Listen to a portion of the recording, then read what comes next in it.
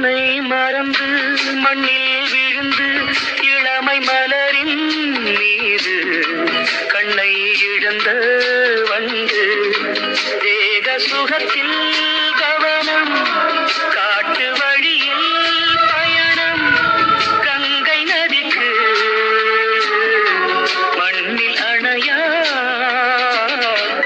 இளமையெனும் பூங்காற்று